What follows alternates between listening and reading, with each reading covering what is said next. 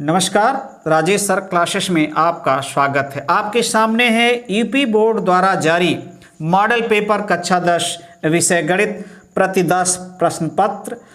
इस model paper को आप upmsp.edu.com वेबसाइट पर जा कर के खोज सकते हैं, सर्च कर सकते हैं और बाएं कोने में इस प्रकार का चिन्ह रहेगा, इस पर क्लिक करेंगे तो महत्वपूर्ण लिंक आएगा। महत्वपूर्ण लिंक में आप मॉडल पेपर आएगा, वहां क्लिक करेंगे तो हर विषय का मॉडल पेपर आपको मिल जाएगा जो यूपी बोर्ड द्वारा जारी है। इस वीडियो में मैं इस गणित के जो प्रश्न दिए गए हैं उनको हल करूंगा और बताऊंगा कि किस ट्रिक से आप हल करेंगे कि अच्छा से अच्छा अंक आपको प्राप्त हो सके।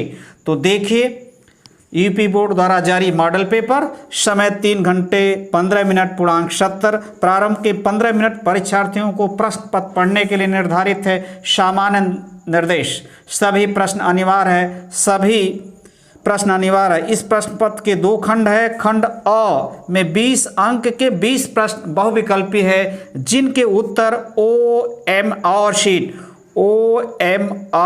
शीट पर देनी है।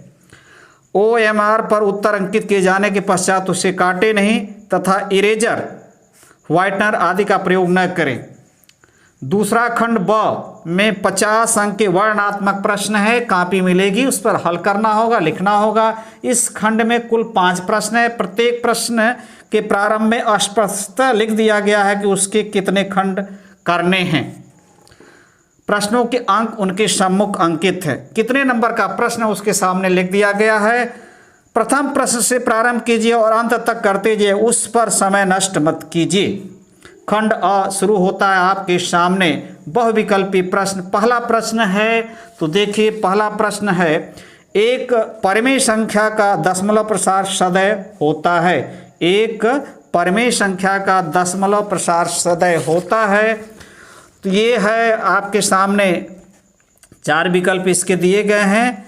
तो पहला है शांत, अशांत, तीसरा पहला विकल्प है अशांत, दूसरा शांत, तीसरा उपर्युक्त दोनों, इनमें से कोई नहीं। कौन सा सही है हमें ये बताना है और OMR शीट पर जाकर के उस गोले को पूरा रंग देना है, नीले पेन से या काले पेन से। तो देखिए, परिमेय संख्या का दशमलव प्रसार सदैव शांत भी होता है अशांत भी होता है।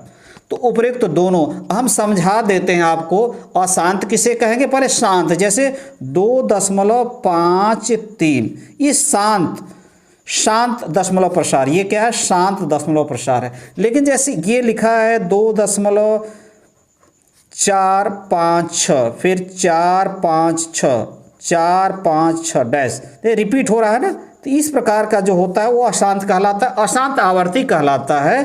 तो अशांत भी होता है, शांत भी होता है, परिमेय संख्या का दशमलव प्रसार। तो उपर्युक्त तो दोनों, यानी तीसरा सही है विकल्प। एक शून्येतर, दूसरा प्रश्न, एक शून्येतर परिमेय संख्या और एक अपरिमेय संख्या का गुणनफल होता है। शून्येतर यानी शून्य नहीं है परिमेय संख्या, यानी ऐसी परिमेय संख्या जो शून्य नहीं है, और एक अपरिमेय संख्या का गुणनफल होता है तो सदैव अपरिमेय। तो रटने की जरूरत नहीं है। परिमेय संख्या मान लेते हैं, परिमेय संख्या को P/Q के रूप में दर्शाते हैं। अपरिमेय संख्या कांडी में जो होती है इस रूप में हम नहीं लिख सकते हैं। तो मान लेते हैं कोई संख्या 2/3 है, अपरिमेय संख्या का गुणा हम कर देते हैं कांडी में 5। तो ये जो गुणनफल होगा इसके साथ करणी रहेगी ही 5 के साथ, तो ये सदैव अपरिमेय संख्या ही होगी। जोड़ देंगे तब भी होगी, भाग देंगे तब भी होगी, गुणा कर देंगे तब भी होगी, घटाएंगे तब भी होगी। कोई भी प्रश्न इसमें से जो हम बता रहे हैं तीनों आ जाए, जिसे यहाँ तो गुणनफल है, भागफल भी होगा, और ये सब ध्यान रखिएगा। जोड़ देंगे किसी परिमेय में अपरिमेय जोड़ देंगे, वो भी क्या होगी, अपरिमेय संख्या। घटा देंगे तब भी क्या होगी, अपरिमेय संख्या। तो इन बातों का आप ध्यान रखेंगे। अगला प्रश्न है तीसरा आपके सामने, रेखाओं x = 0 और 2x + 3y = 12 का प्रतिच्छेद बिंदु है। रेखाओं x = 0 और 2x + 3y = 12 का प्रतिच्छेद बिंदु है। 4 विकल्प दिए गए, कौन सा सही है। तो देखिए करिएगा, x का एक मान तो 0 है, ये यहाँ पर दिया है, और इसमें रख दीजिए तो 2 × 0, 3y = 12, अब देखिए ध्यान दीजिएगा, ये शून्य हो जाएगा, 3y बराबर 12, 3 का भाग देंगे, y की वैल्यू क्या आ जाएगी 4, यानी x 0 और y 4, यानी 0 और 4, तो कौन सा दूसरा सही है, ये सही है। अब लिखा है अगली, वह सबसे बड़ी संख्या जिससे 70 और 125 को विभाजित करने पर क्रमशः शेषफल 5 और 8 प्राप्त होता है। वह सबसे बड़ी संख्या जिससे 70 और 125 को विभाजित करने पर क्रमशः शेषफल 5 और 8 प्राप्त होता है। अब विकल्प दिए गए हैं क्या, 1 2 3 4। तो देखिए इन प्रश्नों को हल करते समय क्या करेंगे, शेषफल कितना आना चाहिए इसमें से 5, तो 70 में से 5 घटा दीजिए, आपको मिल जाएगा 65। क्या मिल जाएगा 65। और 125 में से आप 8 घटा दीजिए, तो ये मिल जाएगा आपको 117। अब इन दोनों का क्या करिए, मौसा निकाल लीजिए, जो मौसा आएगा वही अभिष्ट उत्तर होगा। तो देखिए 65 का यदि गुणनखंड किया जाएगा तो 5 गुणे 13, 13 65, 100 इसका होगा, तो 3 गुणे 3 9, 13 आ जाएगा इसका गुणनखंड। तो मौसा क्या होगा, तो मौसा जो दोनों में कॉमन है, 13 कॉमन है, तो ये यही संख्या होगी। यदि हम 13 से 70 में भाग देंगे तो शेषफल 5 आएगा, और 13 से इसमें भाग देंगे 125 में तो शेषफल कितना आएगा 8, यानी पहला विकल्प ही सही है। अब दे सकते हैं, कर सकते हैं। अगला है समीकरण 2x + ay बराबर 1 तथा 3x - 5 = 7 का कोई भी हल नहीं होगा यदि a का मान होगा, a का मान 4 विकल्प दिए गए, इसका कोई भी हल नहीं होगा यदि a का मान इसमें से चारों में से कौन है। तो देखिए युगपत समीकरण दिए गए हैं, यहाँ पर हम निकालेंगे a1 बटे a2 बराबर b1 बटे b2 बराबर नहीं है c1 बटे c2, तब तो इस समीकरण निकाय का कोई हल नहीं होगा। इसी क्रम में a का मान ज्ञात कर लिया जाएगा। तो ध्यान दीजिए यहाँ पर a1 की वैल्यू 2 है और a2 की वैल्यू 3 है, b1 a है, b2 -5 है और बराबर नहीं है, ये 1 है और c2 7 है। अब इसको सरल किया जाए, ये सरल किया जाए, तो ये गुणा किया जाए, तो ये इधर करिए 3a बराबर -10 गुणा हो जाएगा, a बराबर हो जाएगा 10 बटे 3, 3 का भाग दे दिया, माइनस। तो इसका मतलब है यदि a की वैल्यू इतना रहेगा यानी -10 बटे 3 रहेगा तो इस समीकरण निकाय का कोई हल नहीं होगा। तो देखते हैं कौन सा विकल्प सही है। तीसरा विकल्प सही है, पांचवा का तीसरा ही सही है। अब चलते हैं अगले प्रश्न पर जो आपके सामने है। तो देखिए ये है छठवां प्रश्न आपके सामने। द्विघात समीकरण के बारे में निम्न कथनों पर विचार कीजिए। दिए गए समीकरण का विविक्तकर 0 से कम है, समीकरण के कोई मूल वास्तविक नहीं है, समीकरण का विविक्तकर 0 है, समीकरण के मूल वास्तविक हैं, और हमें आंसर लिखना है, गोला रंगना है वो मार्कशीट पर जाकर। तो देखते हैं इस प्रश्न का क्या उत्तर आता है कि इसका विविक्तकर निकाला जाए और इसमें देखा जाए इनमें से कौन कौन सही है और यहाँ से विकल्प को छांटा जाए। तो हम यहाँ पर a बराबर दिया है, a बराबर 2 है, b बराबर -4 है और c बराबर क्या है 3 है। विविक्तकर d बराबर होता है b² - 4ac। तो b कितना -4² हो गया, 4, a की वैल्यू 2 और c की वैल्यू 3, ये 4 चौके 16 और ये 24 और कितना आएगा -8। दिए गए समीकरण का विविक्तकर 0 से कम है, ये सही है। समीकरण के कोई मूल वास्तविक नहीं, यदि विविक्तकर का मान माइनस आता है तो समीकरण का कोई मूल वास्तविक नहीं होता है। तो तो ये भी सही है। अब देखते हैं समीकरण का विविक्तकर शून्य है, ये तो गलत है। समीकरण के मूल वास्तविक हैं, गलत है, ये भी गलत है। अब देखिए ए बी सही, तो ए बी यही है, यानी पहला ही विकल्प सही है। अब चलते हैं अगले प्रश्न पर, 7वां जो आपके सामने दिया गया है। थोड़ा सा प्रश्न में कन्फ्यूजन हमें है, क्योंकि देखिए यहाँ पर दिया ए ओ बी सी एक आयत है जिसके 3 शीर्ष ए ओ बी हैं, इसका विकर्ण। तो देखिए इसका निर्देशांक और इसका निर्देशांक दोनों का एक ही है। अब इस ए का निर्देशांक और ओ का निर्देशांक एक ही है, और थोड़ा सा कन्फ्यूजन है, तब भी हम इस प्रश्न को हल करके बताते हैं। ये इस प्रकार आप कर दीजिए, जैसे ऐसे कर दिया जाए, और ए यहाँ लिख देते हैं, ओ को यहाँ लिख देते हैं, बी को यहाँ लिख देते हैं, और सी को यहाँ लिख देते हैं। तो देखिए जो निर्देशांक है ए क्या है 0 3, और ये भी 0 3 है, तो थोड़ा गलत हमें दिखाई दे रहा है। 5वां बी 5 0 है, यानी विकर्ण हमें ये वास्तव में निकालना है। विकर्ण ये होता है ना। अब दो बिंदुओं के बीच की दूरी है, यानी ए बी बराबर होता है √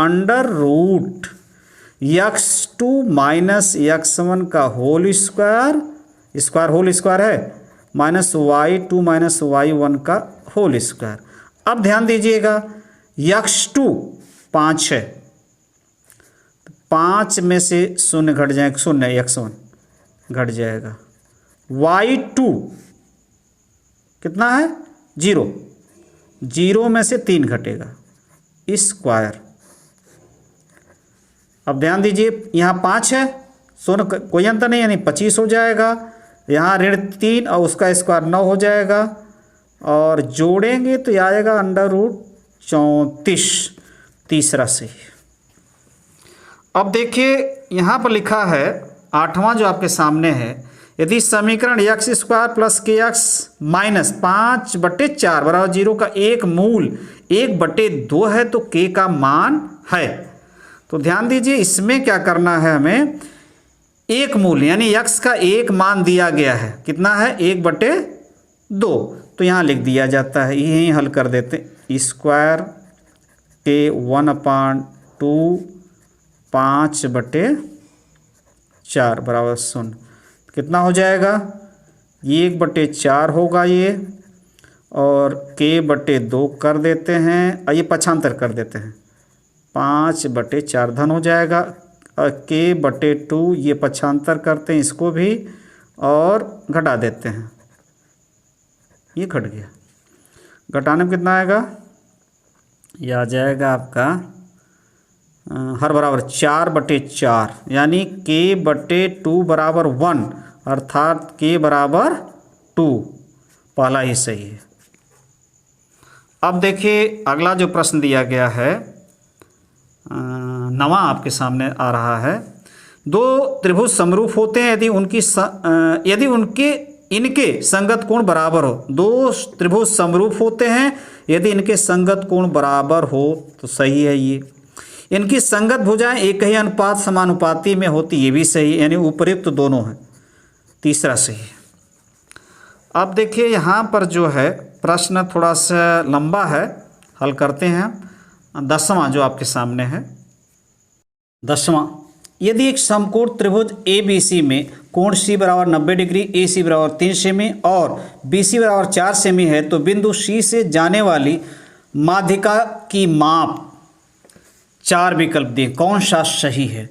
पहले हम इस त्रिभुज को बनाते हैं, उसके बाद एक सूत्र लिखते हैं, उसके बाद C से जाने वाली माध्यिका की माप ज्ञात करते हैं। जैसे ये त्रिभुज है, क्योंकि समकोण त्रिभुज है, और ये इस प्रकार का त्रिभुज है, ये यहाँ पर है AC समकोण 90 डिग्री है, C समकोण है, और AC 3 है, ये यहाँ लिख देते हैं 3 है सेमी, और B यहाँ लिख देते हैं ये 4 सेमी है। हमें माध्यिका निकालना है, तो बिंदु C से जाने वाली माध्यिका की माप यानी यहाँ से खींची गई एक रेखा जो इसको दो बराबर भागों में बांटती है, इसकी लंबाई यानी इसको आधा करने वाली, ये मध्यिका मान लीजिए डी है, तो हमें सी डी निकालना है। क्या निकालना है? सी डी निकालना है। अब देखिए ये समकोण त्रिभुज है, तो पाइथागोरस प्रमेय से ए बी हम निकाल लेते हैं। पाइथागोरस प्रमेय से ए बी स्क्वायर बराबर हो जाएगा A C square plus B C square. तो ए सी का मान 3 है, इसका मान 4 है, ये हो जाएगा 9, ये हो जाएगा 16 और जोड़ेंगे तो 25, यानी ए बी स्क्वायर बराबर 25। ए बी बराबर क्या होगा? √25 बराबर 5 सेमी। यानी ये जो भुजा है ए बी पूरी भुजा कितना है? 5 सेमी। देखिए इसमें एक सूत्र लगता है इस प्रकार की, यदि हमें निकालना है समकोण त्रिभुज है, ये भुजाएं दी गई हैं, ये भुजा मालूम है, ये भुजा ये मालूम, तो हम मध्यिका का मान सी डी निकाल सकते हैं। तो देखिए सूत्र होता है क्या? A C square plus B C square, यानी इसका वर्ग धन इसका वर्ग बराबर मध्यिका यानी 2CD square, 2CD square plus A B square. क्या? A B square.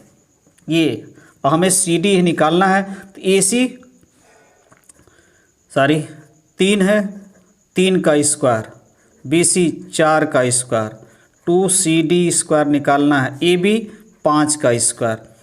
तो देखिए यहाँ पर यहाँ 1/2 भी रहेगा, यहाँ ये छूट गया है, तो हम 1/2 भी लिख सकते हैं यहाँ पर। तो ये आ जाएगा आपका 9, ये 16 यहाँ रहेगा 2CD स्क्वायर तो रहेगा ही, और 1/2 गुणे 25, ठीक है, 5 इसमें कर देते हैं, ये हो गया 25। तो यदि हम इसको 25 में से ये 25/2 पक्षांतर करेंगे इधर इस साइड में, ये देखिए ये हो गया, तो 2CD स्क्वायर, और ये सरल करेंगे घटाएंगे तो ये 25/2 ही आएगा, 25/2 आएगा, और CD स्क्वायर।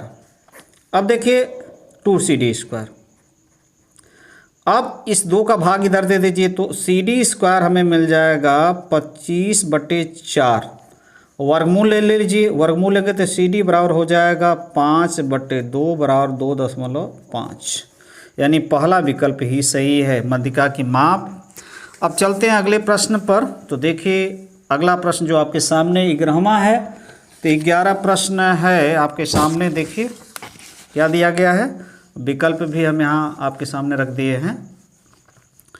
एक समचतुर्भुज के विकर्णों की लंबाई 16 सेमी और 12 सेमी है, तब इस समचतुर्भुज की भुजा की लंबाई है, यानी समचतुर्भुज की भुजा की लंबाई। समचतुर्भुज किसे कहते हैं? जिसकी चारों भुजाएं बराबर होती हैं और आमने सामने की भुजा क्या होती है? समांतर होती है। देखिए समचतुर्भुज इस प्रकार का होता है, ये इस प्रकार चारों भुजाएं बराबर होती हैं, ठीक है। ये देखिए ये इसके समांतर, ये इसके समांतर, चारों भुजाएं बराबर है, और इसके विकर्ण एक दूसरे को लंबवत काटते हैं। क्या काटते हैं? एक दूसरे को लंबवत काटते हैं, याद रखिएगा, और परस्पर समद्विभाजित करते हुए लंबवत काटें, यानी 90 डिग्री 90 डिग्री 90 डिग्री सब हो गया। ये 16 पूरा ए बी सी, मतलब यहाँ डी लिख देते हैं, और ये पूरा ए सी 16, तो 8 ये भी होगा, 8 ये होगा, बी डी विकर्ण ये 12 6 होगा, और ये भी 6 होगा। अब ध्यान दीजिएगा, हमें निकालना है भुजा, एक निकाल लेंगे तो सब अपने आप मालूम हो जाएगा, क्योंकि सब बराबर है। मान लीजिए यहाँ ओ कर देते हैं, और ये क्या है?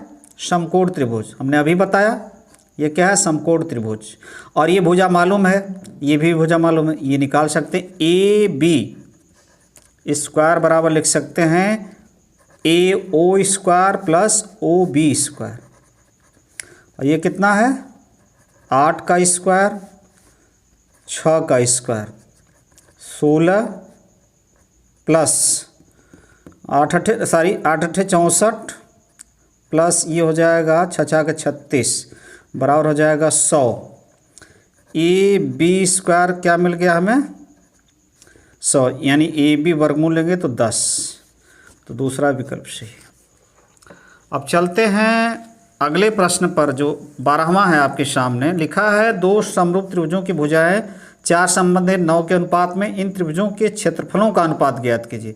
यानी क्षेत्रफलों का अनुपात हमें निकालना है। तो क्षेत्रफलों का अनुपात मान लीजिए इसका पहले का क्षेत्रफल A1 है और दूसरे का A2 है, तो भुजाओं के वर्गों का योग होता है, यानी 4/9 का स्क्वायर हो जाएगा, यानी 16/81, यानी सॉरी हाँ देखते रहे हाँ 16/81, यानी A1 संबंधे A2 बराबर हो जाएगा 16 संबंधे 81।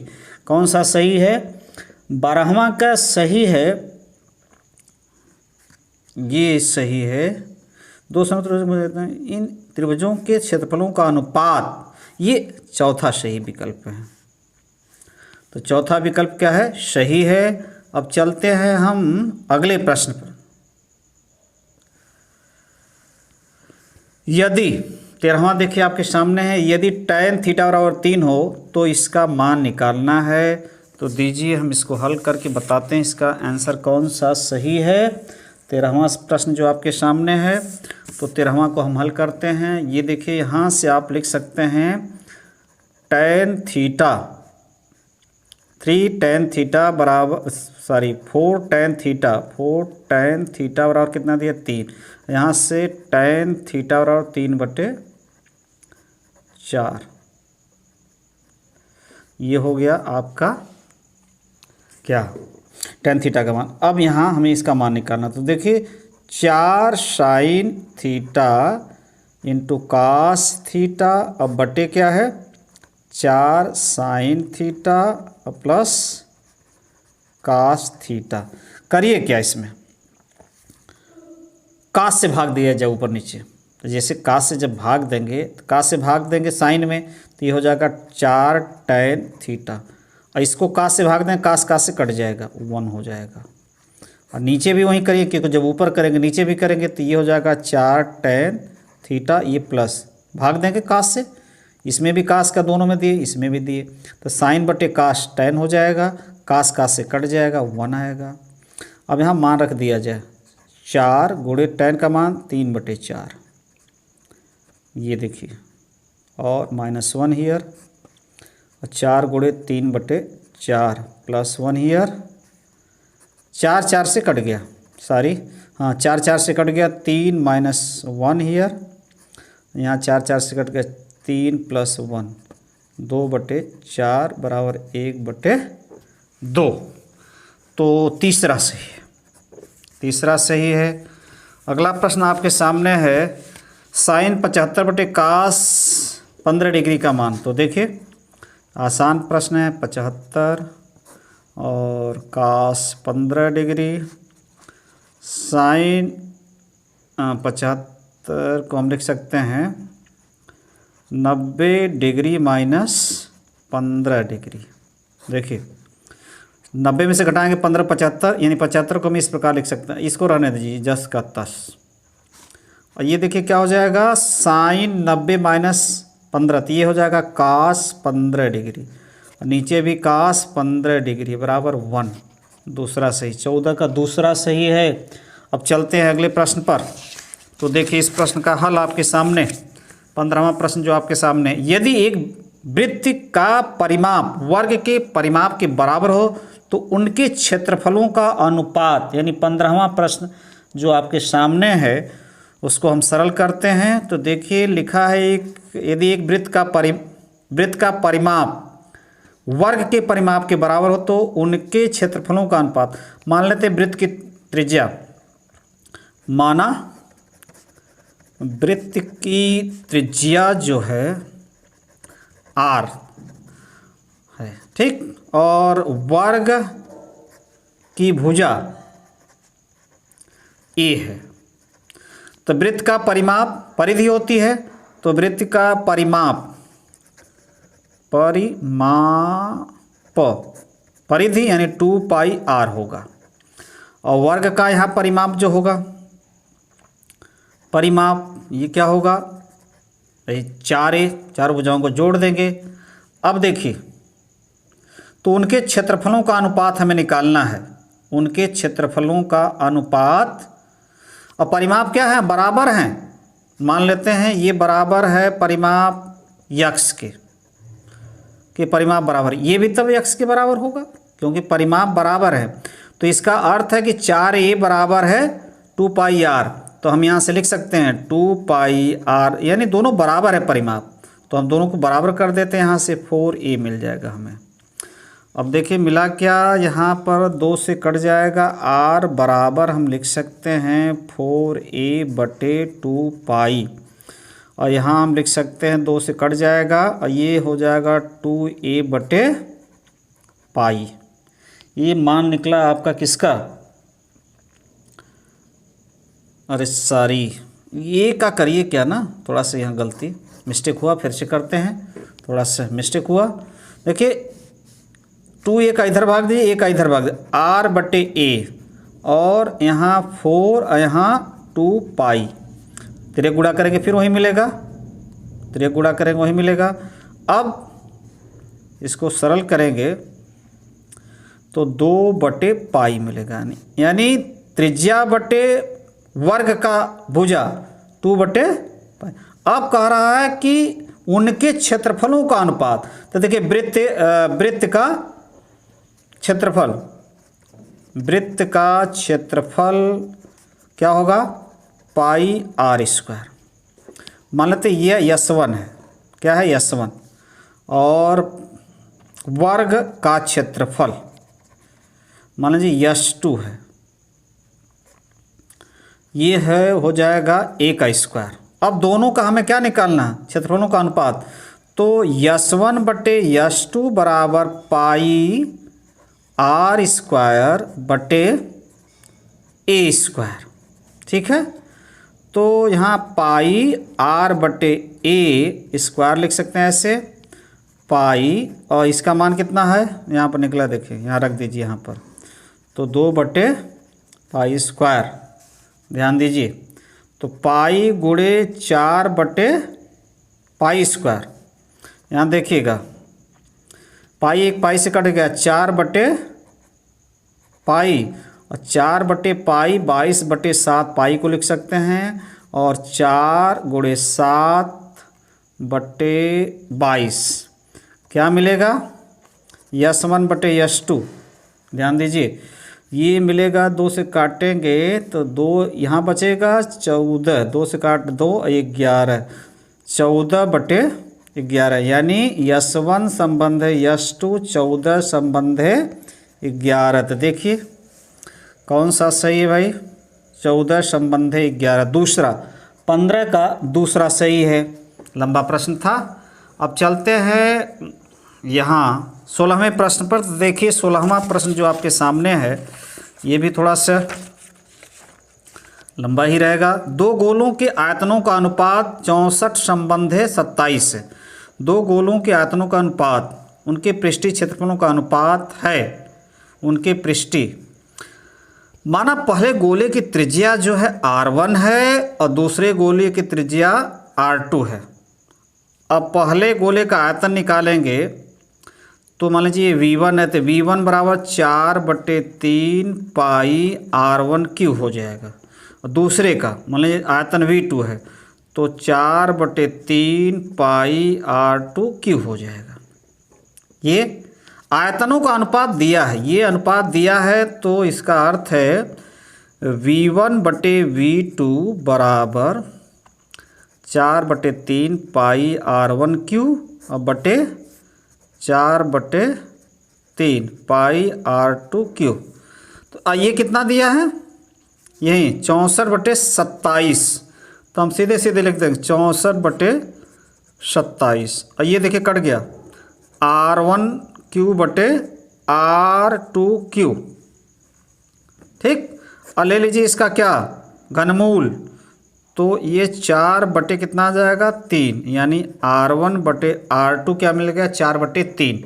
अब ध्यान दीजिए क्या निकालना है, उनके पृष्ठीय क्षेत्रफलों का अनुपात। तो पृष्ठीय क्षेत्रफल मान लीजिए पहले का S1 है तो 4πr1² मिलेगा। दूसरे का यश2 मान लेते हैं, तो 4π त्रिज्या क्या है r2², ये हो गया यश1 बटे यश2 4πr1², 4πr2², 4π से कट गया, r1 बटे r2² कर दीजिए ऐसे, और ये कितने के बराबर 4/3² लग गया, यानी 16/9, यानी इसको हम लिख सकते हैं यश1 संबंध है यश2, यश1 संबंध यश2 बराबर 16 संबंध 9। कौन सा सही है भाई? 16 संबंध 9, 16 संबंध 9 यानी चौथा सही है। अब लिखा है कि 1 से 10 तक की धनात्मक विषम संख्याओं का समांतर माध्य होगा। पहले हम समांतर माध्य निकाल लेते हैं, तो विकल्प आपके सामने रखते हैं। तो देखिए 1 से 10 तक की धनात्मक विषम 1 होगा, धनात्मक विषम है 3 होगा, 5 होगा, 7 होगा, 9 होगा, यही होगी 5 संख्याएं। और इनका समांतर माध्य x बार कर लेते हैं। 1 धन 3 धन 5 धन 7 धन 9 क्या है 1 2 3 4 5 का भाग देते हैं और डिवाइड करते हैं 5, ये 4 9 9 18 18 7 25 यानी 5। ये हमारा सरल करने पर आया। अब विकल्प आपको दिखा देते हैं, 4 विकल्प जो आपके सामने हैं। तो देखिए 4 विकल्प ये आगे 2 है, 3 है, 4 है, 5 है, यानी 17 का जो सही होगा चौथा ही नहीं सही होगा। तो ये चौथा जाकर वो हमारा शीट पर आप पूरा गोला रंग दीजिए नीला। अब देखिए यहाँ पर अगला प्रश्न 18 जो आपके सामने आ रहा है, माध्यिका को आलेखी विधि द्वारा निम्न में से किससे प्राप्त किया जाता है? माध्यिका या माध्यक भी कहते हैं इसको, तोरण से। अब देखिए ये जो प्रश्न आपके सामने अगला आ रहा है बहुत महत्वपूर्ण है, आता है बार बार। कुछ प्रेक्षणों का माध्य 27, बहुलक क्या है 45, तब माध्यिका होगी। तो देखिए तीनों में जो संबंध होता है 3 गुणे माध्यिका बराबर होता है 2 गुणे, ठीक है ना, नहीं सॉरी बहुलक धन 2 गुणे माध्य। ये सूत्र होता है, ध्यान रखिएगा। 3 माध्यिका में गुणा कर दे तो बराबर होगा बहुलक धन 2 गुणे माध्य, या माध्यक भी कहते हैं माध्यिका को। तो 3 हमें माध्यिका निकालनी ही है, तो बहुलक कितना है, बहुलक 45 लिख देते हैं यहाँ पर। माध्य क्या है 2 गुणे माध्य कितना भाई 27 लिख देते हैं। 45 धन 54 हो जाएगा, 27 दूनी 54, ये कितना आ गया 99 और 3 गुणे माध्यिका है, तो यहाँ से माध्यिका 3 गुणे माध्यिका है, तो 3 ये जो है 3 डिवाइड कर दीजिए इसमें और ये हो जाएगा 33। तो दूसरा सही। 19 का कौन सा सही है? दूसरा ही सही है 19 का, देखिए ध्यान से। अब अगला है आपके सामने वर्गीकृत आंकड़ों से अधिक प्रकार और से कम प्रकार की संचयी बारंबारता वक्रों के प्रतिच्छेद बिंदु के भोज से आंकड़ों का प्राप्त होना है माध्यक। तो ये विकल्प वाले प्रश्न हो गए। अब चलते हैं वर्णात्मक प्रश्न, जो कि कॉपी मिलेगी आपको, उसको हल करना होगा, लिखना होगा। ये खंड ब शुरू होता है। पहला प्रश्न, सभी खंड कीजिए। तो ध्यानपूर्वक देखिए, खंड ब सभी खंड कीजिए। 2 नंबर 2 नंबर, और ग ये भी 2 नंबर का है, और घ स्क्रीनशॉट ले सकते हैं। ये प्रश्न अपने से कीजिएगा, नहीं तो कमेंट कीजिएगा, अगले वीडियो में मैं सबका हल भेजूंगा। ये देखिए, ये फिर शुरू होता है, डाले गए पानी की ऊंचाई ज्ञात कीजिए। बेलनाकार पात्र में डाले गए पानी की ऊंचाई। तो यहाँ से आप स्क्रीनशॉट ले सकते हैं, ये ले सकते हैं। देखिए ये क ख ग स्क्रीनशॉट लीजिए। मैं चलता हूँ, इन प्रश्नों को पढ़िएगा, करिएगा, स्क्रीनशॉट जरूर लीजिए। अब देखिए ये है घ, ये भी 2 नंबर, ये भी 2 नंबर, ये भी 2 नंबर, तो ये हो गए दूसरे के 2-2 नंबर के। अब देखिए स्क्रीनशॉट लीजिए यहाँ से यहाँ तक। अब हम चलते हैं दूसरा प्रश्न, ये आपके सामने आ गया और ये देख रहे हैं, निम्नलिखित में से किन्हीं 5 खंडों को हल कीजिए। 5 खंड करना है 4-4 नंबर के, तो स्क्रीनशॉट लीजिए आप कहाँ तक, ग तक, यहाँ तक। ये देखिए प्रश्न को करिएगा अपने से, आसान प्रश्न है। अब देखिए घ और अंग का स्क्रीनशॉट लीजिए, ये स्क्रीनशॉट लीजिए। हम चलते हैं अगले प्रश्न पर, जो इसका च वाला भाग है। तो देखिए ये च शुरू हो गया, इसी दूसरे का च, ये दूसरे का च, ये भी 4 नंबर का स्क्रीनशॉट ले सकते हैं, हल करिएगा अपने से। अब देखिए तीसरा है 6 नंबर का, या तो ये करना, तीसरा 6 नंबर का, या तो ये हल कीजिए ये वाला पोर्शन, अथवा ये हल कीजिए, या तो ये हल करना या तो ये हल करना, 6 नंबर का है। अब ये देखिए चौथा प्रश्न है, या तो ये करना या तो ये करना, 6 नंबर के हैं, ये करेंगे तभी 6 नंबर, एक ही करना दोनों में से, याद रखिएगा इस बात का। और ये शुरू हो जाता है 5वां, ये भी आपके सामने ही है, स्क्रीनशॉट ले सकते हैं। चौथा का लीजिए, ये चौथा का यहाँ से यहाँ तक। अब देखिए 5वां का हम आपके सामने रख रहे हैं। 5वां जो आपके सामने है, ये देखिए 5वां, थोड़ा सा ये 5वां, अथवा कि पहले का स्क्रीनशॉट, या देखिए ये दोनों एक ही है, प्रोटेस्टेड इधर उधर, ये देखिए ये दोनों, ये प्रश्न इसी का हिस्सा है। तो 6 नंबर का या तो ये करिए अथवा ये कीजिएगा ये। तो ये सभी प्रश्न समाप्त हुए। नमस्कार।